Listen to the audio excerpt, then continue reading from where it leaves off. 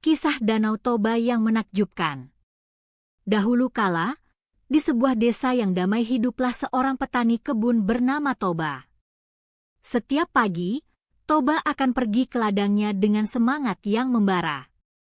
Ia menanam bibit, merawat tanamannya dan memanen hasilnya dengan tekun.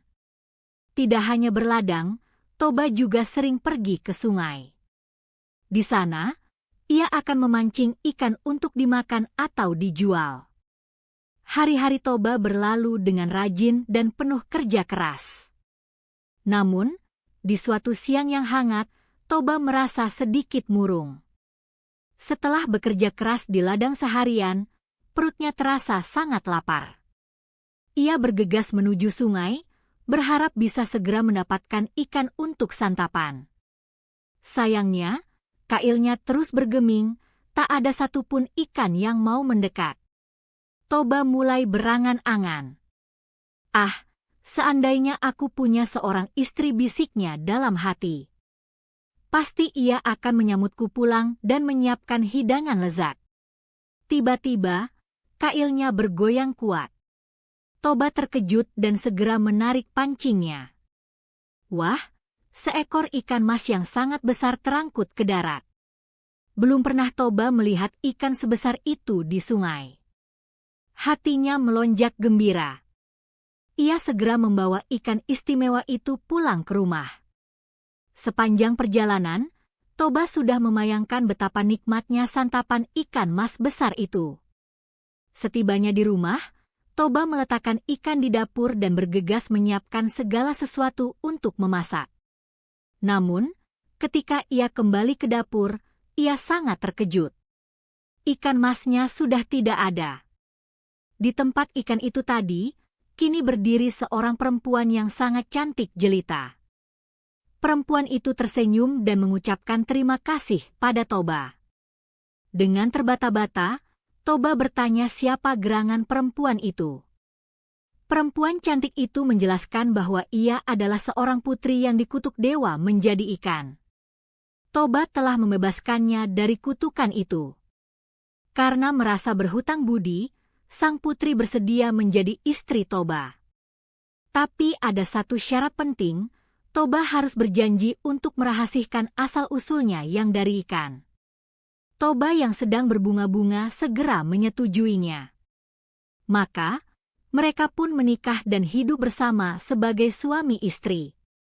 Waktu berjalan dan kebahagiaan Toba semakin lengkap ketika mereka dikaruniai seorang anak laki-laki. Anak itu diberi nama Samosir. Samosir tumbuh menjadi anak yang tampan, namun sedikit nakal dan suka membangkang. Berbeda jauh dengan ayahnya yang rajin. Samosir juga memiliki nafsu makan yang luar biasa besar. Toba harus bekerja lebih giat lagi di ladang demi mencukupi kebutuhan makan keluarganya. Meski Samosir seri membuat ulang dan enggan membantu, Toba tetap menyayangi anaknya sepenuh hati. Suatu hari, sang ibu meminta Samosir untuk mengantarkan makan siang ayahnya ke ladang. Samosir mengerutu, tapi akhirnya menurut juga.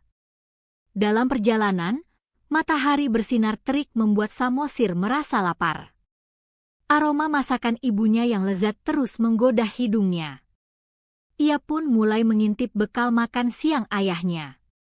"Ah, sedikit saja tidak apa-apa," pikirnya. Ia pun mencicipi nasi dan lauk pauk itu. Rasanya sangat nikmat. Satu suap tak cukup, Samosir terus memakannya lagi dan lagi. Sepanjang jalan menuju ladang, Samosir mengulang perbuatannya itu sampai bekal makan siang ayahnya nyaris habis tak tersisa. Setibanya di ladang, Toba menyambut Samosir dengan senyum dan rasa lapar yang mendalam. Namun, ketika ia membuka bungkusan makan siangnya, senyumnya luntur. Bekal itu kosong melompong. Hanya sisa-sisa kecil yang terlihat di dalam bungkusan daun. Toba yang sudah sangat lapar dan lelah setelah bekerja keras dari pagi menjadi sangat marah. "Kemana makanan ayah?" bentaknya pada Samosir.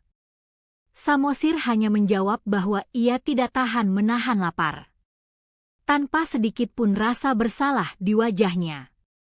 Melihat sikap Samosir yang demikian, amarah Toba memuncak. Ia lupa akan janjinya kepada sang istri. Dasar anak tidak tahu diri. Anak ikan, teriak Toba meluapkan kekesalannya. Samosir terkejut. Toba kembali menegaskan bahwa Samosir adalah anak dari perempuan yang dulunya seekor ikan. Mendengar kenyataan pahit itu dari mulut ayahnya sendiri, Samosir berlari pulang sambil menangis tersedu-sedu. Ia memeluk ibunya dan menceritakan semua perkataan ayahnya. Sang ibu sangat sedih dan kaget. Hatinya terluka menapati janji suaminya telah diingkari. Dengan perasaan kecewa dan marah, sang putri bersama Samosir pergi meninggalkan rumah. Toba yang menyadari kesalahannya segera bergegas pulang dari ladang. Namun, ia terlambat. Istri dan anaknya sudah tidak ada di rumah. Langit pun seketika berubah gelap, gemuruh petir terdengar dari segala arah. Seolah-olah alam ikut murka karena Toba telah mengingkari janjinya. Toba berlari mencari istri dan anaknya, namun tak berhasil menemukan mereka. Sang putri, yang berjalan sambil menggandeng Samosir, tahu bahwa bencana besar akan datang. Dari setiap jejak kakinya, air mulai keluar membanjiri tanah. Ia segera menyuruh Samosir untuk berlari menuju daratan tertinggi di desa itu. Dengan berat hati, mereka berpisah. Sang putri terus berlari dan dari jejak kakinya, air terus keluar tanpa henti. Air semakin banyak dan tak terbendung menenggelamkan seluruh desa. Sang putri kembali berubah menjadi ikan dan ikut tenggelam dalam lautan air yang luas. Lama-kelamaan, seluruh daratan itu berubah menjadi sebuah danau yang sangat besar dan indah. Danau itulah yang kini kita kenal sebagai Danau Toba. Sementara itu, daratan tinggi tempat Samosir menyelamatkan diri kini dikenal sebagai Pulau Samosir.